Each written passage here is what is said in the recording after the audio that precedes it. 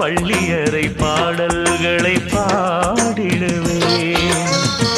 என்னை கொடுத்தேன் கொண்டு போ உந்தன் கையோடு, ஒட்டியிருப்பேன் ஆடை போல் உந்தன் மெய்யோடு.